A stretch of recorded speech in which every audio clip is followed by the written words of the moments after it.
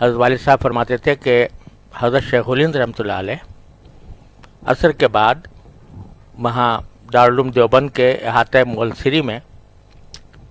بیٹھ جایا کرتے تھے،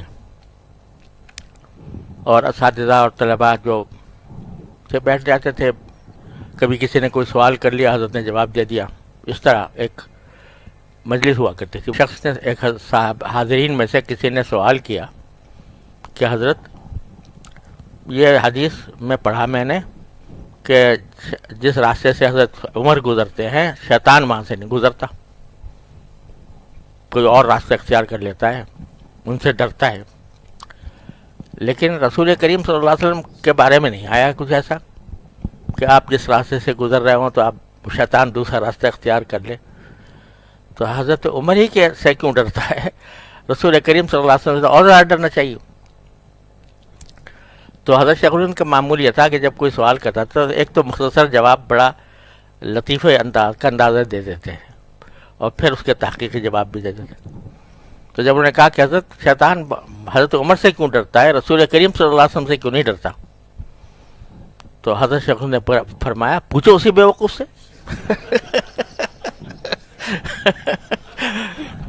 مجھ سے کیا پوچھتے ہو، اسی بیوقوف سے پوچھو۔ تو یہ تو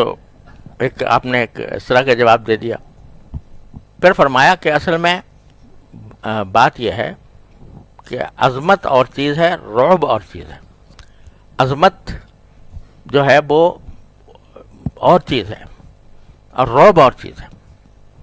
بعض حضرات ایسے ہوتے ہیں کہ ان کی عظمت تو دل میں ہوتی ہے مگر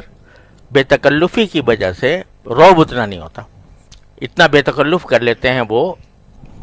لوگوں کو اپنے سے کہ رعب اتنا نہیں ہوتا۔ اور بعض حضرات ہیں جن کے اندر، جن کے طبیعت میں ایک ایسی چیز ہوتی ہے کہ اس کا رعب طاری ہوتا ہے لوگوں پر۔ ویسے تو رسول کریم صلی اللہ علیہ وسلم کے بارے میں بھی آیا ہے کہ نصرت بالرعب، مجھے رعب سے میری مدد کی گئی ہے، مسیرت شہر، کہ ایک مہینے کی مسافت پر بھی اگر کوئی دشمن ہوتا ہے تو میرا رعب طاری ہو جاتا ہے۔ لیکن وہ دشمن، ظاہری دشمن جو ہیں دنیا کے، جہاں تک صحابہ کرام رضی اللہ تعالیٰ عنہم کا تعلق ہے تو وہ اتنے بے تکلف کر رکھا تھا حضور اقدس صلی اللہ علیہ وسلم نے اپنے آپ سے کہ اس واسطے اس میں وہ بات نہیں تھی۔